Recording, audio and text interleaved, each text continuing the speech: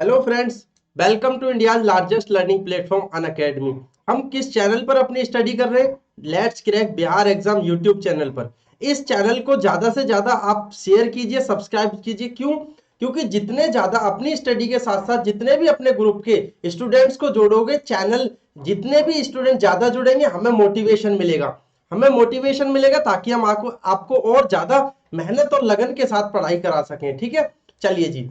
अब बात करते हैं अबाउट मी, मेरे बारे में। मेरा नाम गौरव शर्मा है। मैंने BTech electrical and electronics branch से की है और मुझे टीचिंग एक्सपीरियंस कितना है? मोर देन 2 इयर्स का। मुझे teaching experience more than 2 years का है और मैंने मेंटर किया है थाउजेंड ऑफ स्टूडेंट को। साथ ही साथ मैंने मेंटर किया थाउजेंड ऑफ स्टूडेंट को। ये मैं डेली इसलिए बताता हूं ताकि जितने भी नए नए स्टूडेंट जुड़े होते हैं वो मेरे बारे में जान सकें, ताकि मैं क्या क्वालिफिकेशन है मेरी और मैं किस बेसिस पे आपको पढ़ा रहा हूं। ठीक है, चलिए अब बात करते हैं what you will get. What you will get, आपको क्या प्राप्त होता है अगर आप प्लस का सब्सक्रिप्शन लेते हैं? अगर आप प्लस का सब्सक्रिप्शन लेते हैं तो एक तो आपको डेली लाइव क्लासेस मिलेंगी।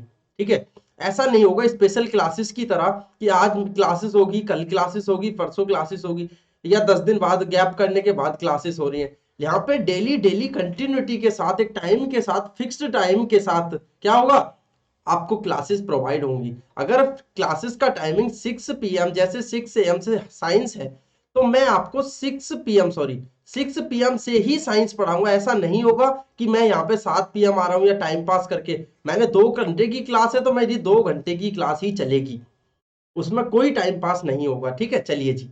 ये है डेली लाइव क्लासेस। यही प्लस के फायदे, आपका टाइम खराब ना होता हुआ और आपको अच्छा कंटेंट मिलेगा और डेली डेली कंटिन्यूटी के साथ।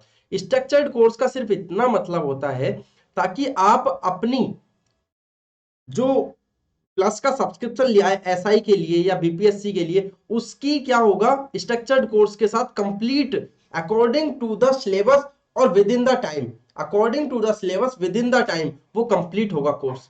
और लाइव टेस्टेड एंड क्विजेस की मैं बात करूं तो लाइव टेस्टेड एंड क्विजेस का सिर्फ इतना मतलब है कि आपने पढ़ाई की, कोर्स किया, तो अब उसके बाद में, कोर्स खत्म करने के बाद में आप अपने आप को जांच सकते हो ताकि आप कितने पानी में हो, अपने आप का इवेल्युएशन कर सकते हो। ठीक है, चलिए जी।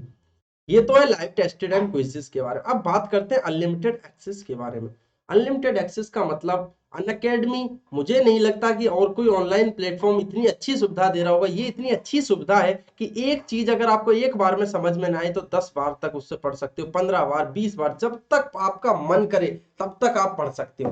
कितना भी अनलिमिटेड, मतलब अनलिमिटेड एक्सेस, खूब कितनी भी बार उसे क्या कर सकते हो, ओपन कर सकते हो। अब देखो ये कोर्सेज हैं, बीपीएससी के 16 कोर्सेज हैं, हिस्ट्री के 16 कोर्सेज, ऑप्शनल सब्जेक्ट के 16, इस प्रकार से ये कोर्सेज हैं। ठीक है, अब बात करते हैं सब्सक्रिप्शन की। सर आपने इतनी सारी चीजें बता दी, सब्सक्रिप्शन के बारे में भी तो कुछ बताइए। तो देखो सब्सक्रिप्शन, जब आप बीपीएससी की साइट पर, बीपीएससी पर जाओगे अनअकैडमी की साइट पर, तो वहां पर आपको प्राइस दिख जाएंगे। ये हाइक प्राइस है, 1440 है और इसकी मैं बात करूं तो 12,800 है। ये 2 इयर्स का है। अगर आप इनिशियल स्टेज में हो तो आप 2 इयर्स का लोगे। ठीक है, और ये शायद 804, शायद अप्रोक्स, मुझे इसका कंफर्मेशन नहीं है, लेकिन आपको वहां पे कंफर्मेशन मिल जाएगा जब आप परचेज करने जाओगे और कोड का यूज करोगे GKS10, 10% ऑफ मिलेगा आपको, 10% ऑफ मिलेगा। और साथ ही साथ मेरी क्या गाइडलाइन प्रोवाइड होगी, जैसे जैसे मैं डेली बताता हूँ उसके अकॉर्डिंग। चलिए जी, अब देखिए हम चलते हैं सीधे अपने क्वेश्चंस की तरफ। हमने क्वेश्चंस, मेरा ये आज का जो सेशन है ये मैंने रखा है कि भाई हम आगे का तो पढ़ते जा रहे हैं, हम आगे का तो पढ़ते जा रहे हैं, कम से कम पीछे का रिवाइज तो कर ले कुछ जो इंपॉर्टेंट क्वेश्चंस है। तो ये जो इंपॉर्टेंट क्वेश्चंस हैं वो मैं रिवीजन के लिए लाया हूँ। इसका सिर्फ रिवीजन है कि हम आगे का पढ़ते जा रहे हैं, पीछे का रिवाइज करेंगे। ठीक है, एक दो कुछ क्वेश्चंस। चलिए जी, तो रिवीजन क्लास समझ सकते हो इसे। और अच्छे से आपने अगर पहले पढ़े हुए हैं मेरे से क्वेश्चंस, तो आप देखते चलना कि आपको कितना याद है, आपको कितना याद रहता है। ठीक है, चलिए जी। अब बात करते हैं क्वेश्चन नंबर 1 की। परमाणु नाभिक के अवयव, परमाणु नाभिक के अवयव हैं इलेक्ट्रॉन, प्रोटॉन। नाभिक आप समझते हो, ये न्यूक्लियस है, ये न्यूक्लियस है। ठीक है, और ये इसके अंदर, ये न्यूक्लियस है, ये इसके न्यूक्लियस है। ठीक है, नाभिक के अंदर, तो ये न्यूक्लियस है। अब न्यूक्लियस में पूछ रहा है परमाणु नाभिक के अवयव कितने हैं, परमाणु नाभिक के अवयव कितने हैं। ठीक है, तो परमाणु के केंद्र में नाभिक कितने, नाभिक में क्या रहता है, तो क्या रहता है इसमें, इसमें रहता है क्या रहता है इसमें, प्रोटॉन और न्यूट्रॉन रहते हैं। इसमें क्या रहता है, प्रोटॉन और न्यूट्रॉन रहते हैं। इलेक्ट्रॉन कहाँ होता है, इलेक्ट्रॉन इसके इर्द गिर्द कक्षा में क्या कर रहा होता है, परिक्रमा लगा रहा होता है नाभिक के। ठीक है, नाभिक का जो परमाणु का जो न्यूक्लियस है, परमाणु का जो न्यूक्लियस है उसके इर्द गिर्द क्या इलेक्ट्रॉन चक्कर लगा रहा होता है, क्या हो रहा है, इलेक्ट्रॉन चक्कर लगा रहा होता है। ठीक है, चलिए जी, ये हमारा क्वेश्चन नंबर 1। हम जल्दी से अपने क्वेश्चंस खत्म करेंगे गाइस। ठीक है, चलिए। और प्रोटॉन और न्यूट्रॉन, आपको पता है प्रोटॉन धनावेशित होता है, न्यूट्रॉन क्या होता है, विद्युत उदासीन होता है। अगर आपको एक क्वेश्चन पूछ ले कि विद्युत उदासीन कौन सा होता है, विद्युत उदासीन कौन सा होता है, तो न्यूट्रॉन होता है। मतलब इस पर कोई सा भी चार्ज नहीं होता। प्रोटॉन पे पॉजिटिव चार्ज होता है और इलेक्ट्रॉन पर नेगेटिव चार्ज होता है। इलेक्ट्रॉन पर नेगेटिव चार्ज होता है, प्रोटॉन पर पॉजिटिव होता है। लेकिन न्यूट्रॉन पर ना पॉजिटिव होता ना नेगेटिव होता, ये क्या होता है, उदासीन होता है। ये क्या होता है, उदासीन होता है। ठीक है, चलिए जी, अब देखिए ये क्वेश्चन नंबर हो गया हमारा 1। अब क्वेश्चन नंबर 2 की तरफ चलते हैं। आणविक संरचना के बारे में निम्नलिखित में से कौन सा कथन सही है। आणविक संरचना के बारे में, न्यूट्रॉन तथा इलेक्ट्रॉन न्यूक्लियस में होते हैं और प्रोटॉन न्यूक्लियस के इर्द गिर्द चक्कर लगाता है। न्यूट्रॉन तथा प्रोटॉन न्यूक्लियस में होते हैं तथा प्रोटॉन न्यूक्लियस के इर्द गिर्द चक्कर लगाता है। प्रोटॉन तथा न्यूट्रॉन न्यूक्लियस में होते हैं तथा इलेक्ट्रॉन न्यूक्लियस के इर्द गिर्द चक्कर लगाते हैं। प्रोटॉन न्यूट्रॉन इलेक्ट्रॉन सभी न्यूक्लियस में होते हैं। देखिए ये इसका आंसर क्या होगा, पहले तो इसका आंसर देखिए। मैंने अभी पीछे बताया प्रोटॉन और न्यूट्रॉन क्या होते हैं, न्यूक्लियस के अंदर होते हैं। और प्रोटॉन पे कौन सा पॉजिटिव चार्ज होता है, न्यूट्रॉन पे कोई सा भी चार्ज नहीं होता। ठीक है, विद्युत उदासीन होता है, कोई सा भी चार्ज नहीं। और इलेक्ट्रॉन पे नेगेटिव। और इलेक्ट्रॉन क्या होता है, न्यूक्लियस के इर्द गिर्द चक्कर लगाता रहता है। ये आपका न्यूक्लियस है, इसके इर्द गिर्द चक्कर न्यूट्रॉन। तो कौन सा सही हो गया, हमारा सी आंसर सही होगा। कौन सा आंसर हमारा सही हो गया, सी आंसर सही हो गया। ठीक है, चलिए अब चलते हैं क्वेश्चन नंबर 3 की तरफ। निम्नलिखित में से कौन सा अणु एटम का भाग नहीं है। निम्नलिखित में से कौन सा अणु, अणु मतलब एटम, अणु का भाग नहीं है। इलेक्ट्रॉन, प्रोटॉन, न्यूट्रॉन, फोटोन, कौन सा एटम का भाग नहीं है। इलेक्ट्रॉन नहीं है, प्रोटॉन नहीं है। अभी आपको पता था, अभी मैंने बताया जस्ट, क्या बताया, न्यूक्लियस के इर्द गिर्द क्या होते हैं, इलेक्ट्रॉन होते हैं। इसमें न्यूट्रॉन प्लस प्रोटॉन होते हैं। तो बच कौन सा गया, फोटोन बच गया।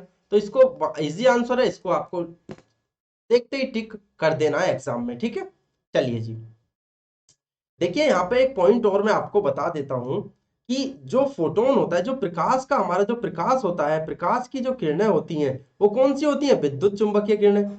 अगर यहाँ पर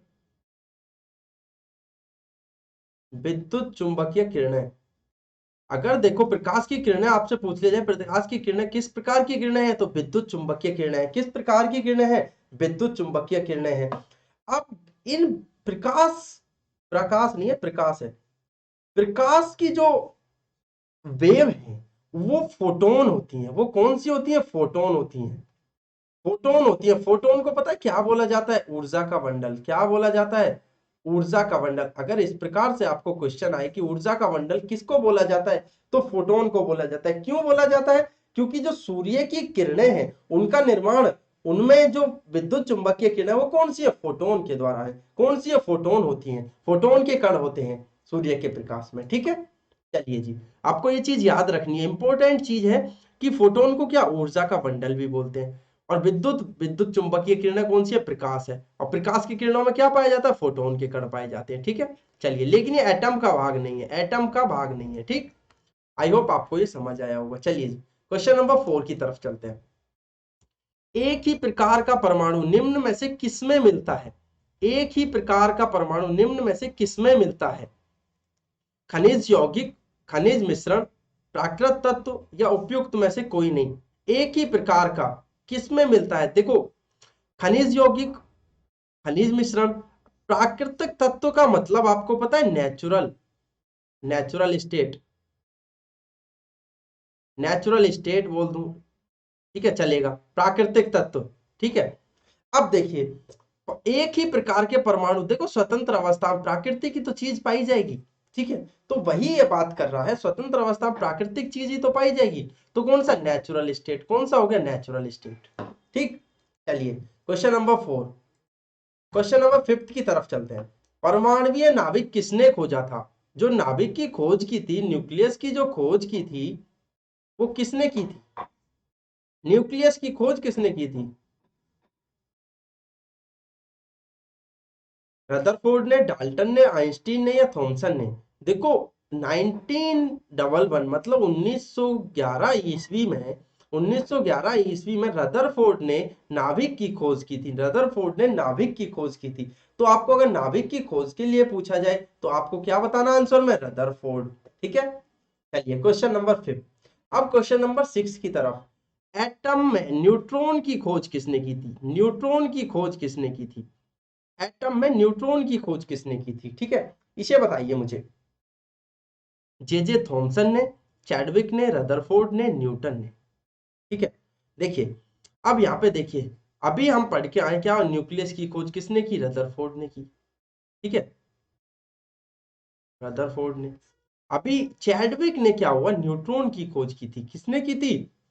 चैडविक ने की थी। और कब की थी? 1932 में की थी। ठीक है, न्यूट्रॉन ने, पता है न्यूट्रॉन ने परमाणु में न्यूट्रॉन के होने की, जो सॉरी रदरफोर्ड ने परमाणु में न्यूट्रॉन के होने की खबर तो प्रस्तावित की थी, लेकिन वो इसे क्या सफल नहीं हो पाए थे। सफल कौन हुए थे? चैडविक ने आके सफलता प्राप्त की थी 1932 में। कब? 1 सेकंड 1 सेकंड, कहाँ पीछा जा, चलिए जी। हाँ जी, कहाँ पे थे? 1932 में इसकी खोज की थी। आप इसको याद रखिएगा। ठीक है, चलिए। और न्यूट्रॉन आपको पता है क्या होते हैं? विद्युत उदासीन होते हैं। मतलब इस पर ना पॉजिटिव ना नेगेटिव कोई सा भी चार्ज नहीं होता। ठीक, चलिए जी। अब क्वेश्चन नंबर 7 की तरफ चलते हैं। निम्नलिखित में से कौन एक अणु परमाणु कण है? कौन एक अणु परमाणु कण नहीं है? सॉरी, नहीं है। कौन सा अणु परमाणु कण नहीं है?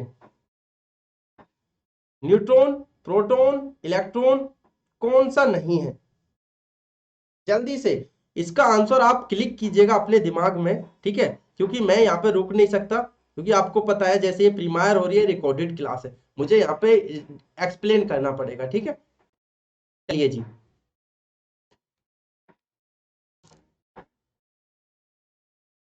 देखते हैं अणु परमाणु कण।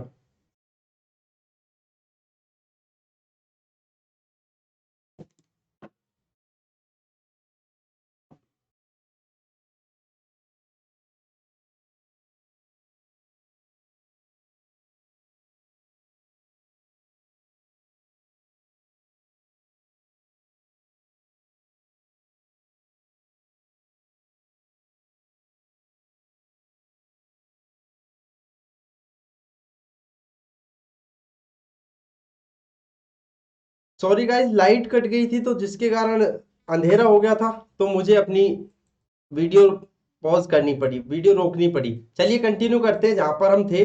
हम थे क्वेश्चन नंबर कहां पर? 7 पर, आई थिंक 7 पर थे।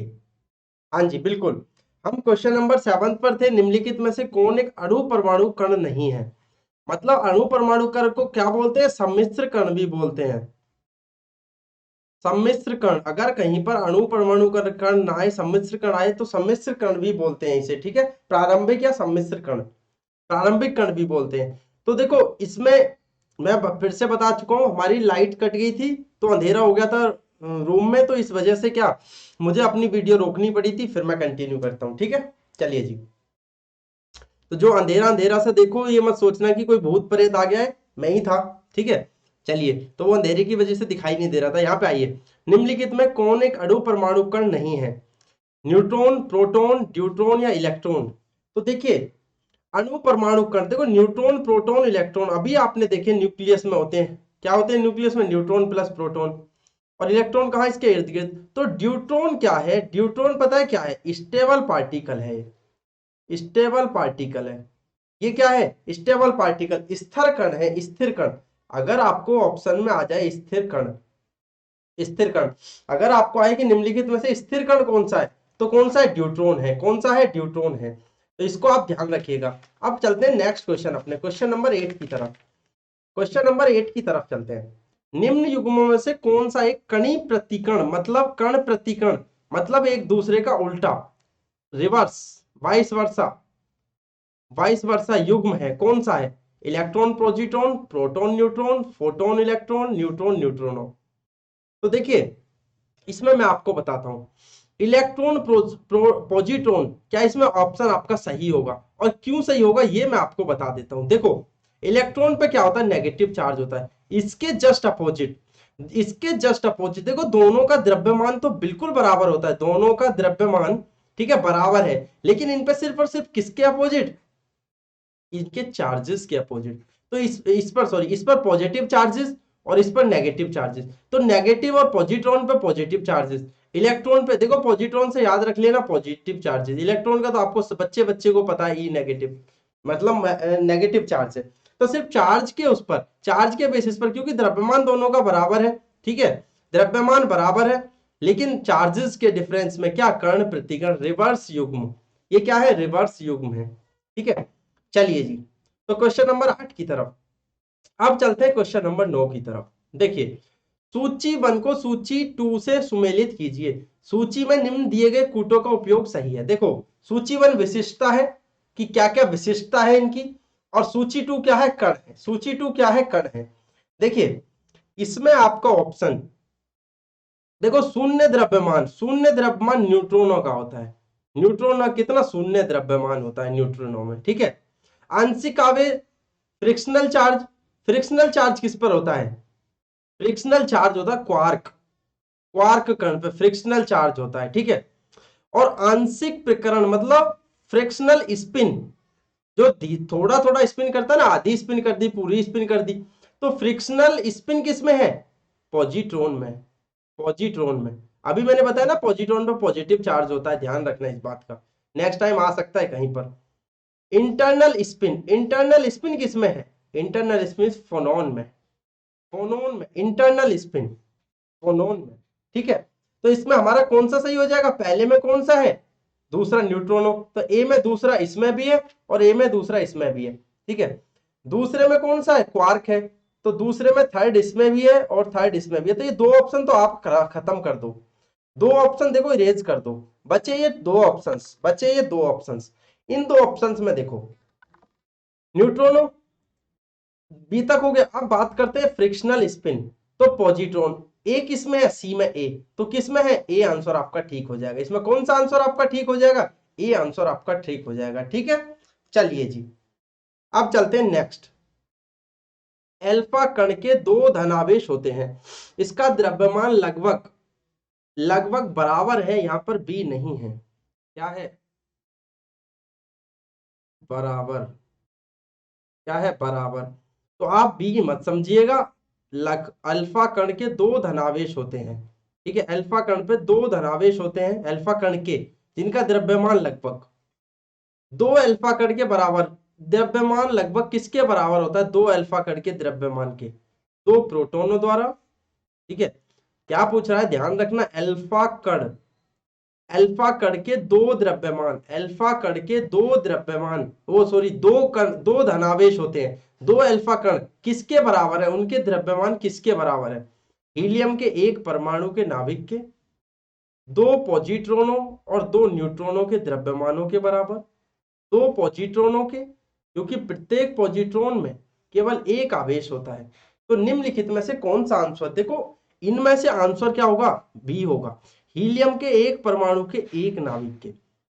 अब मैं आपको एक चीज बताता हूं, हीलियम में जो है, हीलियम के नाभिक में पता है दो तो प्रोटॉन पाए जाते हैं और दो न्यूट्रॉन पाए जाते हैं, इससे मिलकर क्या बनता है, हीलियम का नाभिक।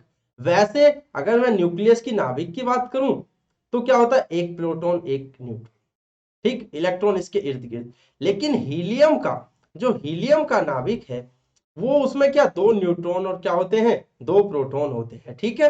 चलिए जी इनका द्रव्यमान भी कितना होता है, नाभिक के द्रव्यमान के बराबर होता है, ठीक है।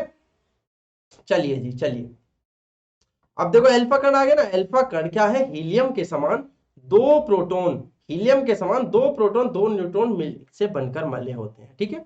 तो जैसे हीलियम के न्यूक्लियस दो प्रोटॉन दो न्यूट्रॉन से, उसी प्रकार से अल्फा कण के न्यूक्लियस भी क्या होते हैं, दो प्रोटॉन दो न्यूट्रॉन से बनके, ठीक है। आई होप ये आपको समझ आ गया होगा, ठीक है।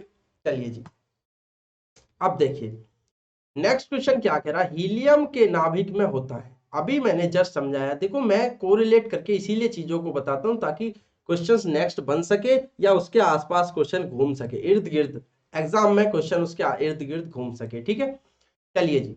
अब देखिए हीलियम के नाभिक में होता है, हीलियम के नाभिक में होता है क्या होता है, केवल एक प्रोटॉन, दो प्रोटॉन, दो प्रोटॉन दो न्यूट्रॉन, एक प्रोटॉन दो न्यूट्रॉन। अभी मैंने जस्ट बताया था क्या, दो प्रोटॉन दो न्यूट्रॉन।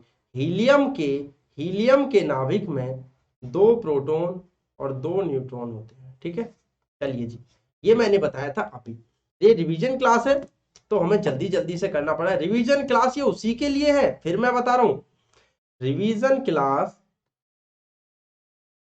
रिवीजन क्लास ये उसी के लिए है सिर्फ जिसने मेरी पहली क्लास कर रखी है, जिसने मेरी पहले क्लास कर रखी है। और ऐप पर क्लास, शायद ये मैंने क्वेश्चन ऐप पर कराए थे, जो मैंने 1500 क्वेश्चन सीरीज स्टार्ट की थी, लेकिन वो अनअकैडमी के मैनेजमेंट ने मना कर दिया, तो सीरीज वहां पर चलाने के लिए वहां पर सब्जेक्टिव में पढ़ाऊंगा। इसीलिए आपको ये 1500 क्वेश्चन सीरीज जो है, ये 1500 क्वेश्चन सीरीज है, ये इसमें मैंने कराया हुआ। अगर उसने वो क्वेश्चन करे होंगे तो उसको मिल सकता है रिवीजन, वरना ये पहली क्लास मानिएगा, अपनी फ्रेश क्लास मानिएगा, फ्रेश क्लास। रिवीजन क्लास उसके लिए जिसने मेरी क्लास की हुई है। ठीक है, चलिए जी, अब क्वेश्चन नंबर 12 की तरफ चलते हैं।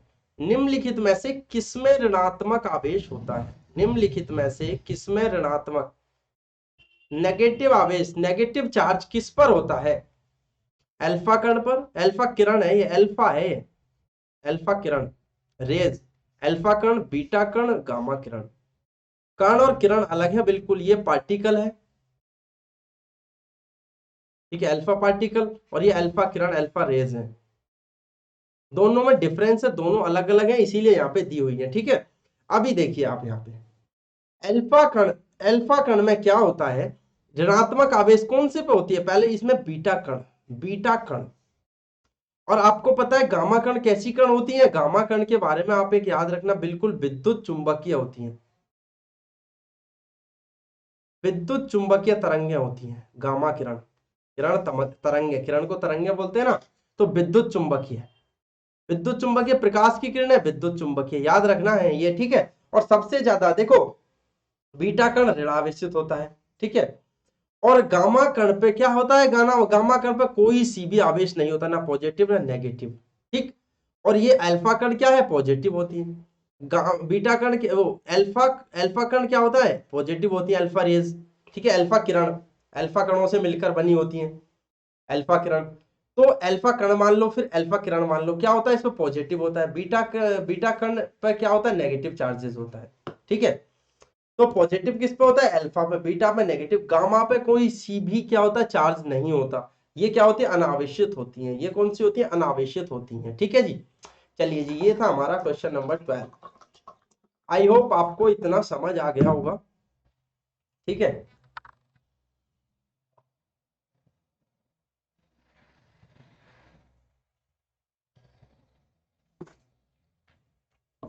चलिए जी, आई होप इतना आपको समझ आ गया होगा कि कौन सा ऋण आवेशित किस पे होती है, बीटा पे। नेक्स्ट टाइम अगर क्वेश्चन आए तो आप बता देना बेझिझक होकर। अब देखिए परमाणु में कक्षाओं को भरने के लिए आपने देखा है ना, ये एचपीडीएफ जो कक्षाएं होती हैं, एचपीडीएफ 1s1, 1s2, 2s1, 2s2, 2s3, इस तरीके से जो भरी हुई होंगी, आपने 12th स्टैंडर्ड में पढ़ा हुआ होगा, 12th स्टैंडर्ड 11th में, है ना, तो वहां पे आपने पढ़ी होंगी कक्षा।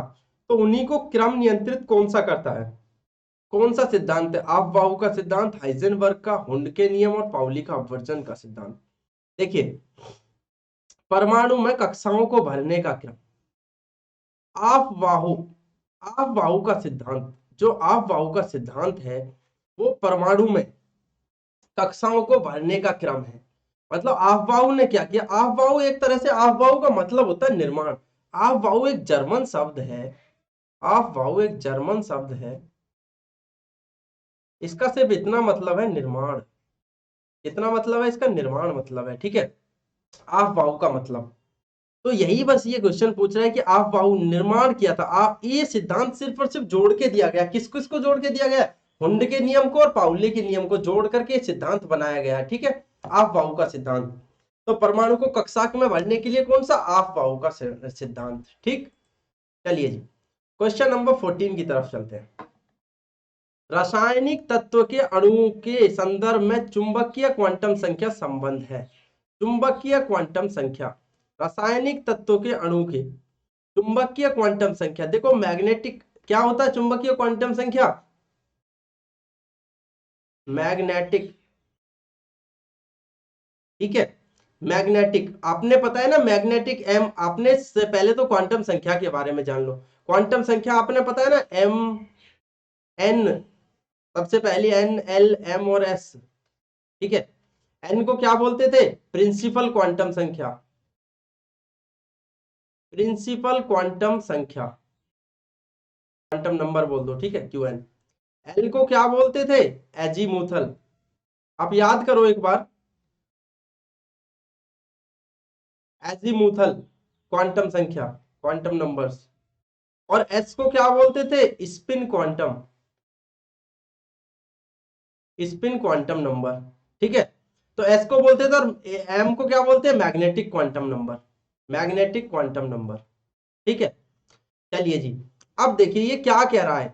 ये कह रहा है रासायनिक तत्वों के अणु के संबंध में जो चुंबकीय क्वांटम संख्या, उसे कैसे डिफाइन करते हैं, उसे कैसे डिफाइन करते हैं, अभिविन्यास से, आकृति से, चक्रण मतलब स्पिन से, आमाप आमाप से। आमाप का मतलब साइज हो गया।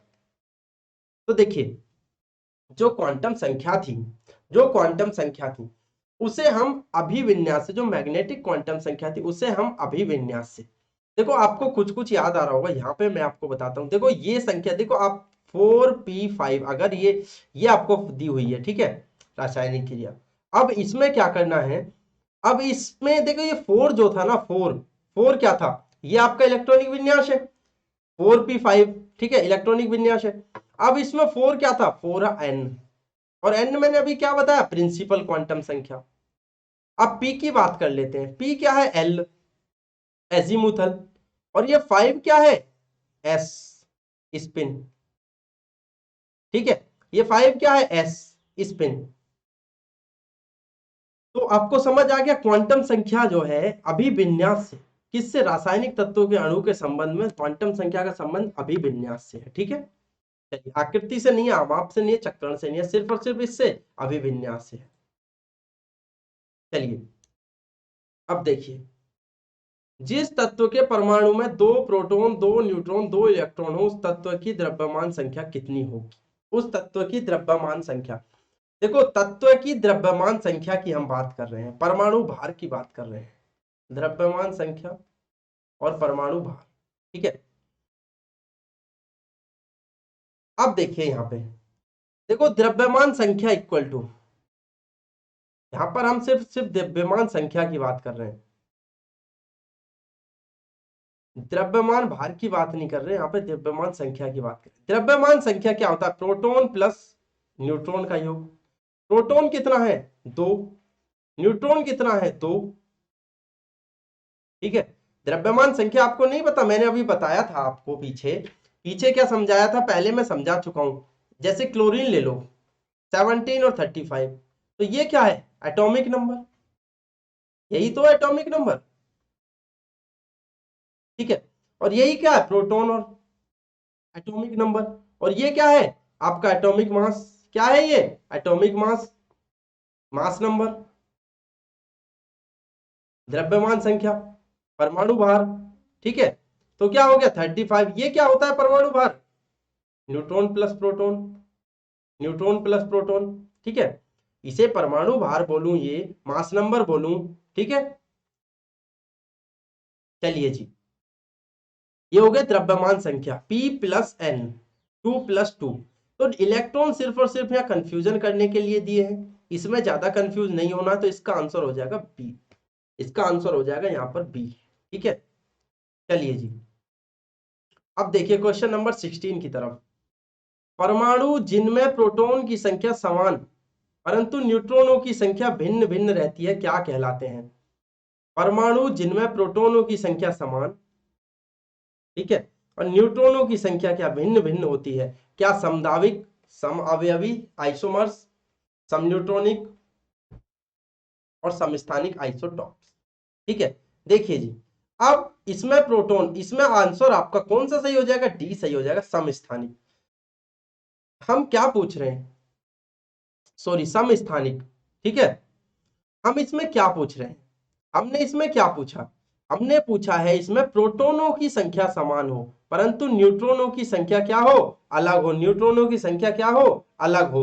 तो हम पूछ रहे हैं, सिर्फ और सिर्फ हमारा इतना ही मतलब है कि जिसमें क्या होता है, द्रव्यमान संख्या अलग अलग हो, द्रव्यमान संख्या अलग अलग हो, परमाणु संख्या, एटॉमिक नंबर सेम हो। जैसे मैं आपको एक ऑप्शन के थ्रू समझाता हूं, मैं आपको एक ऑप्शन के थ्रू समझाता हूं। जैसे आपने क्या लिया, आपने देखो 1H1, 1H2, ठीक है,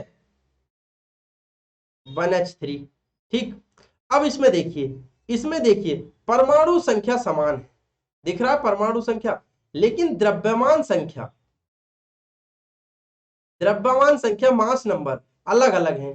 तो ये क्या हो गया, ये समस्थानिक हो गया, ये क्या हो गया, समस्थानिक हो गया। ठीक है, आइसोटॉप्स हो गया, ये क्या हो गया, आइसोटॉप्स हो गया। ठीक, चलिए जी, अब देखिए ये हो गया आइसोटॉप्स के बारे में। अब नेक्स्ट क्वेश्चन की तरफ चलते हैं, समस्थानिक होते हैं। और पीछे वाले क्वेश्चन में एक पॉइंट और बता दूं, हो सकता है नेक्स्ट टाइम इस पे क्वेश्चन बन जाए। सम न्यूट्रॉनिक पे एक पॉइंट बता देता हूं, सम न्यूट्रॉनिक का मतलब क्या हो गया। देखो सम न्यूट्रॉन, क्लोरीन है, क्लोरीन ले लेता हूं 1738, समझ लो 1738, ठीक है, आर्गन 1738, ठीक। अब देखो इसमें क्या है, इसमें न्यूट्रॉनों की संख्या सेम है, इसमें क्या है, न्यूट्रॉनों की संख्या, इसमें क्या है, न्यूट्रॉनों की संख्या सेम है दोनों में। क्यों, क्योंकि इसमें, इसमें से घटाओ आप, इरेज करो इसमें से 1533, 1533,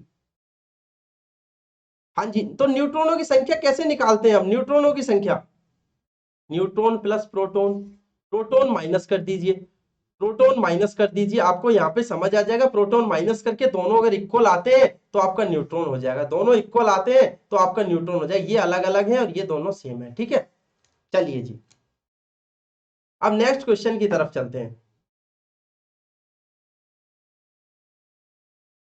चलिए, अब देखिए, समस्थानिक होते हैं, समस्थानिक होते हैं, क्या होते हैं समस्थानिक, किसी एक ही तत्व के परमाणु, किसी एक ही तत्व के परमाणु, परमाणु भार समान हो, परमाणु क्रमांक भिन्न हो, परमाणु भार भिन्न हो, परमाणु क्रमांक समान हो, परमाणु क्रमांक तथा परमाणु भार समान हो। इसे आप बताइएगा उपयुक्त में से कोई नहीं। क्वेश्चन नंबर 17 का आंसर, क्वेश्चन नंबर 17 का आंसर मैं आपको बताता हूं, समस्थानिक। अभी मैंने बताया समस्थानिक क्या है, परमाणु भार भिन्न भिन्न है लेकिन परमाणु क्रमांक सेम है। ठीक है, चलिए जी, ये हमारा आज का 17 क्वेश्चन। अभी मैंने समझाया था 1H1 करके, 1H2, 1H3, ठीक है, आगे समझ में आपके बात। चलिए जी, क्या है, परमाणु संख्या समान है लेकिन परमाणु भार क्या है, अलग अलग है, परमाणु भार क्या है, अलग अलग है। ठीक है, चलिए, अब देखो, अब चलते हैं नेक्स्ट क्वेश्चन की तरफ, क्वेश्चन नंबर 18 की तरफ। किसी परमाणु के आइसोटॉप वह नाभिक है जिसमें न्यूट्रॉनों की संख्या वही होती है, प्रोटॉनों की संख्या भिन्न होती है, प्रोटॉनों की संख्या वही होती है, न्यूट्रॉनों की संख्या भिन्न होती है, प्रोटॉन और न्यूट्रॉनों की संख्या वही होती है परंतु इलेक्ट्रॉन की संख्या भिन्न होती है, प्रोटॉन और न्यूट्रॉन दोनों की संख्या भिन्न भिन्न होती है। ठीक है, चलिए जी, अब देखिए बात करते हैं। इसमें मैंने अभी बताया था, क्या बताया था, प्रोटॉन क्या होती है, इलेक्ट्रॉन, प्रोटॉनों की संख्या P इक्वल टू क्या होती है, द्रव्यमान संख्या, P इक्वल टू क्या होती है, द्रव्यमान संख्या, इलेक्ट्रॉनों की एटॉमिक नंबर, एटॉमिक नंबर, और जिसके एटॉमिक नंबर सेम होते हैं वो क्या होते हैं, आइसोटॉप्स होती हैं। ठीक है, तो प्रोटॉनों की संख्या परंतु न्यूट्रॉनों की संख्या क्या हो, भिन्न भिन्न हो, न्यूट्रॉनों की संख्या क्या हो, भिन्न भिन्न हो। ठीक, चलिए जी, अब देखिए 19 पे चलते हैं। निम्न में से कौन सा सम न्यूट्रॉनिक है, ये मिसप्रिंट है गाइस, कोई नहीं, इसको इरेज कर देंगे, नेक्स्ट क्वेश्चन की तरफ बढ़ेंगे। मिसप्रिंट है, कोई नहीं। अब देखिए यहाँ पे रेडियो एक्टिविटी मापी जाती है, रेडियो एक्टिविटी मापी जाती है, किसके द्वारा रेडियो एक्टिविटी मापी जाती है,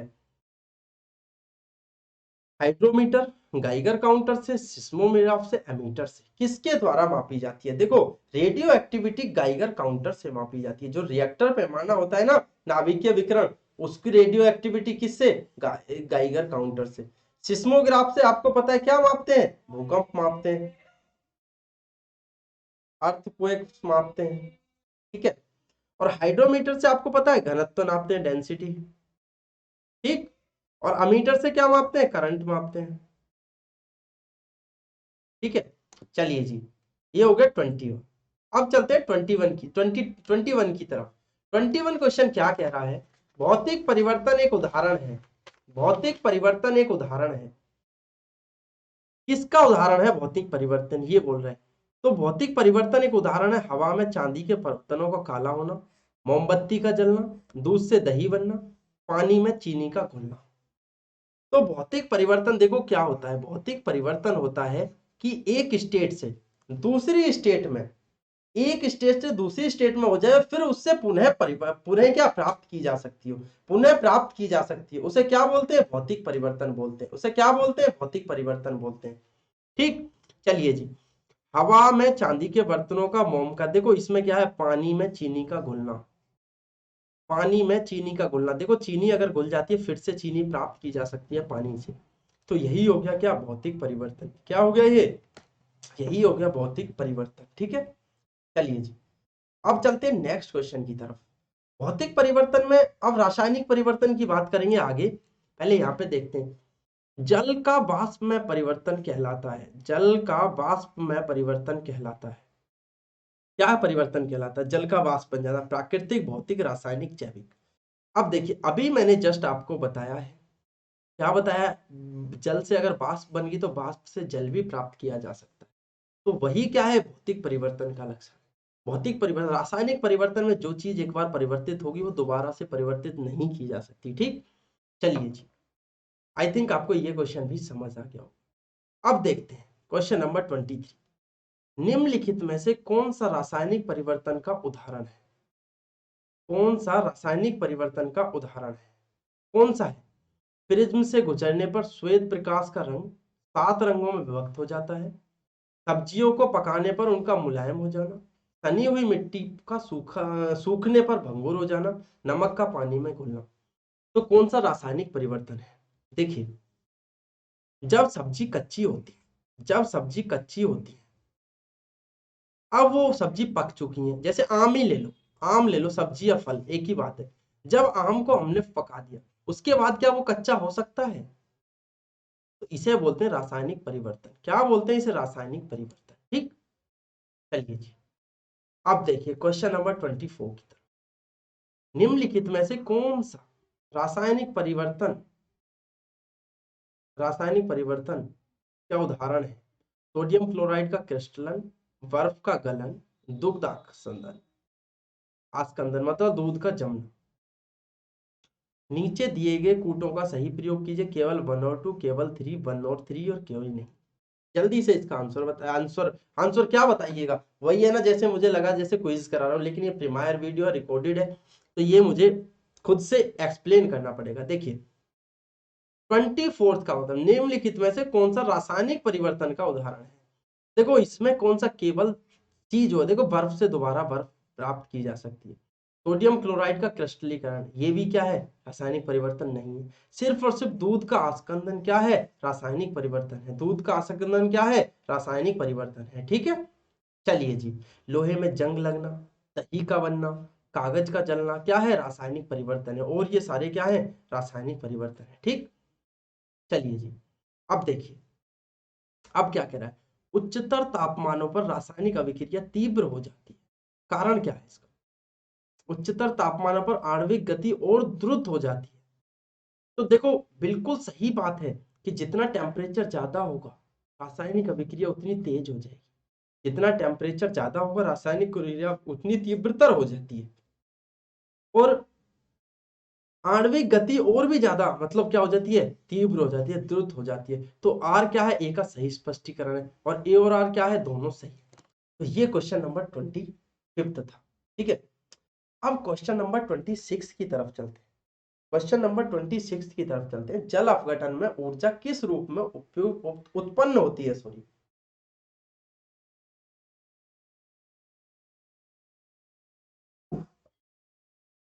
अब देखिए, जल अपघटन में ऊर्जा किस रूप में उत्पन्न होती है? प्रकाश के रूप में, ऊष्मा के रूप में, ध्वनि के रूप में और अम्ल के रूप में। देखिए, जल अपघटन क्या होता है, पहले तो ये सोचिए, हाइड्रोलाइसिस। हाइड्रोलाइसिस, जल अपघटन, ठीक है। इसमें क्या है, इसमें लवण के जो आयन है, लवण के जो आयन है वो जल में पूर्णतः अणु परस्पर संयोग करके, बिल्कुल पूर्णतः संयोग करके अम्लीय और क्षारीय बनाते हैं जल को, ठीक है। तो ये हाइड्रोलाइसिस, जल अपघटन, मतलब जल में पूरी तरह से अपघटन हो जाना, ठीक। तो उसे बोलते हैं जल अपघटन, ठीक है। चलिए, इसमें ऊष्मा जो है किसके रूप में, इसमें ऊर्जा किसके रूप में, ऊष्मा के रूप में निकलती है। किसमें निकलती है? ऊष्मा के रूप में निकलती है, ठीक है। चलिए जी, अब क्वेश्चन नंबर 27 की तरफ चलते हैं। देखो, इसमें क्या पूछ रहा है, पास्चुराइजेशन एक प्रक्रिया है। पास्चुराइजेशन एक प्रक्रिया है। तो देखो, पास्चुराइजेशन को पास्चुराइजेशन ही बोलते हैं। इसमें क्या है, दूध को बहुत कम टेम्परेचर पर 24 घंटे तक रखा जाता है। दूध को 8 घंटे तक गर्म किया जाता है। दूध को पहले बहुत देर तक गर्म किया जाता है और एक निश्चित समय में अचानक ठंडा कर लिया जाता है, या इनमें से कोई नहीं, ठीक है। अब देखिए, बात क्या है, बात है दूध को पहले बहुत देर तक गर्म किया जाता है और एक निश्चित टेम्परेचर में अचानक ठंडा कर लिया जाता है। देखिए, दूध को देखो, अलग अलग पास्चुराइजेशन की जो क्रिया है वो काफी अलग अलग है। कई पास्चुराइजेशन क्रिया में क्या होता है कि 62 65 डिग्री सेंटीग्रेड पे उसे गर्म करते हैं। सेल्सियस पे उसे क्या करते हैं, गर्म करते हैं। कितनी देर के लिए करते हैं? 30 मिनट तक के लिए गर्म किया जाता है, ठीक है।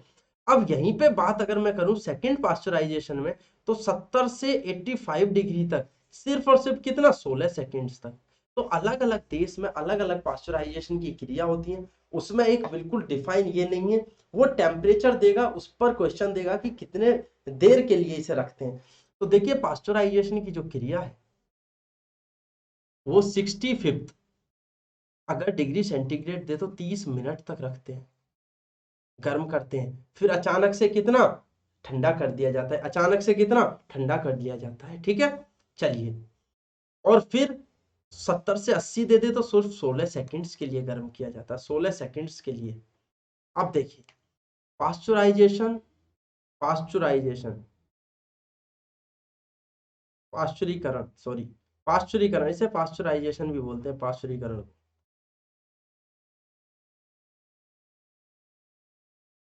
पाश्चुराइजेशन दुग्ध के निर्जीकरण नहीं है, ये निर्जर्मीकरण है। इसे मैं लिख देता हूं, निर्जर्मीकरण। निर्जर्मीकरण, निर्जर्मीकरण, दुग्ध के निर्जलीकरण, दुग्ध के किण्वन से, दुग्ध के आसवन से। देखो, पास्चुराइजेशन का ही मतलब क्या है, निर्जलीकरण। क्या है, निर्जर्मीकरण, मतलब उसके जर्म्स को मारना, उसके जर्म्स को मारना। तो जर्म्स को मारना ही क्या है, निर्जर्मीकरण। तो जर्मीकरण से आपको ये को रिलेट करके याद रखना है कि पाश्चुकरण संबंधित है पाश्चुरीकरण जर्मीकरण से। किससे संबंधित है, जर्मीकरण से, निर्जर्मीकरण से, ठीक है। चलिए जी, आई होप ये आपको समझ आया होगा। अब देखिए, अशुद्धियों का कारण द्रव का क्वथनांक है। अशुद्धियों का कारण, अशुद्धियों का कारण द्रव का क्वथनांक क्या होता है, बढ़ जाता है, घट जाता है, वही रहता है, कोई संबंधित नहीं होता। देखिए, अब मैं बताता हूं, अब मैं आपको, अगर इम्प्योरिटी मिला दी जाए, अगर इम्प्योरिटी मिला दी जाए तो उसका क्या, क्वथनांक भी बढ़ जाता है। उसका क्या, क्वथनांक भी बढ़ जाता है। तो इम्प्योरिटी मिलाने से आप याद रखिएगा क्या होता है, क्वथनांक भी बढ़ जाता है, ठीक है। चलिए जी, अब देखिए क्वेश्चन नंबर 31। ऊंचाई की जगहों पर पानी 100 डिग्री सेंटीग्रेड के तापमान पर क्यों उबलता है, से नीचे? जब आप, क्या होता है, पहाड़ों पर जाते हो ऊपर की तरफ, तो आपका जो पानी है वो 100 डिग्री से नीचे उबलने लगता है, मतलब उसका जो बॉइलिंग पॉइंट है वो 100 डिग्री से कम आ जाता है, ठीक है, पानी का। तो क्योंकि वायुमंडलीय दबाव कम हो जाता है, अतः उबलने का बिंदु नीचे आ जाता है। क्योंकि गुरुत्वाकर्षण कम होता है, पर्वतों पर भारी हवाओं के कारण, उपयुक्त में से कोई सही नहीं है। देखिए, क्योंकि वायुमंडलीय दबाव कम हो जाता है। अब देखिए, इसमें जो आंसर है, इसमें जो आंसर है वो आपका सही होगा। कौन सा? A answer. क्यों? क्योंकि वायुमंडलीय दबाव कम हो जाता है, और जब दबाव कम हो जाता है बॉइलिंग पॉइंट भी कम हो जाता है। अब देखो, आप ये मत सोचना, अब यहाँ पे एक अच्छा सा क्वेश्चन बनता है कि क्या ऊपर जाने पर खाना जल्दी पक जाएगा? अगर बॉइलिंग पॉइंट कम है तो क्या खाना जल्दी पक जाएगा? लेकिन गाइस ऐसा नहीं होता। इसमें क्या होता है कि जब बॉइलिंग पॉइंट नीचे आ जाता है तो जैसे ही खाने में पानी डालते हैं तो वो प्रॉपर हीट नहीं दे पाता, जल्दी से वाष्प बन जाता है। 100 डिग्री से उबलता नहीं है, उससे नीचे ही वाष्प बन जाता है। 100 डिग्री से पहले ही वाष्प बन जाता है। तो जब तक उबलेगा नहीं तो हमारा खाना कैसे बनेगा? तो ये कई बार मिस कंफ्यूजन हो जाता है बच्चों को, और वहां पे आंसर गलत कर देते हैं। तो आपको ये आंसर गलत नहीं करना है, क्योंकि खाना क्या, बॉइलिंग पॉइंट नीचे आ जाता है तो खाना क्या, वाष्प उड़ जाती है, प्रॉपर उबलता नहीं है, तो खाना देर में बनता है। खाना देर में बनता है, खाना देर से बनता है। ठीक है, चलिए जी। तो इसमें ए आंसर आपको कहीं ना कहीं क्वेश्चन देखने को मिल जाएगा। अब देखिए, अब देखो क्या कह रहा है, नमक और बर्फ के मिश्रण से 0 डिग्री सेंटीग्रेड से नीचे का तापमान प्राप्त होता है। कारण नमक, कारण क्या है इसका? कारण ये है कि नमक और बर्फ हिमांक को बढ़ा देता है। ये तो देखो कथन है। अब देखो इसमें मैं क्या कह रहा हूं, इसमें मेरे कहने का मतलब सिर्फ इतना है कि नमक और बर्फ का मिश्रण क्या हो जाता है। देखो इसमें ए तो सही है लेकिन आर गलत है। अब देखो कैसे, नमक और बर्फ के मिश्रण से 0 डिग्री सेंटीग्रेड से नीचे का तापमान क्या होता है, प्राप्त तो होता है। 0 डिग्री सेंटीग्रेड से तापमान प्राप्त तो होता है, लेकिन इसके हिमांक को नहीं, क्या करता है ये कि गलनांक कम हो जाता है, इसका गलनांक कम हो जाता है। 0 डिग्री पर जो क्वथनांक बढ़ जाता है, ठीक है, क्वथनांक बढ़ जाता है और गलनांक क्या हो जाता है, कम हो जाता है। अब देखो, अगर देखो नमक मिला दिया हमने, अगर हमने नमक मिला दिया तो इसका जो गलनांक है ना, गलनांक कितना हो जाएगा पता है आपको? जो इसका 0 डिग्री पर जो बर्फ पिघलती है, अगर उसमें पिघलने पे तो उसका गलनांक पता है कितना हो जाएगा?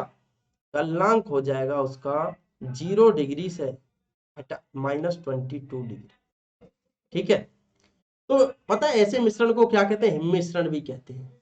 तो ए तो सही है इसमें, ए तो सही है, लेकिन क्या है, आर गलत है। क्या है? आर, आर गलत है। ठीक है, चलिए जी। अब ये आपको समझ आ गया ये मैं क्या बताना चाह रहा हूं? ये क्या बताना चाह रहा हूं, हिमांक को बढ़ाता नहीं है, घटा देता है। हिमांक को घटा देता है, ठीक है, हिमांक को घटा देता है। 0 डिग्री पे फ्रीज होता है, समझ में आ गई? -20 डिग्री तक ले जाता है। ठीक, चलिए जी। तो ये आपका गलत है, कथन आपका बिल्कुल सही। चलिए अब देखिए, क्वेश्चन नंबर 33 की तरफ चलते हैं। कोहरे में निम्नलिखित में से कौन सा कोलाइडी तंत्र अभिव्यक्त होता है? मतलब कोहरे में हमें कोहरा किस रूप में, इस क्वेश्चन का मतलब सिर्फ इतना है, इतना है कि कोहरा किस रूप में दिखाई देता है।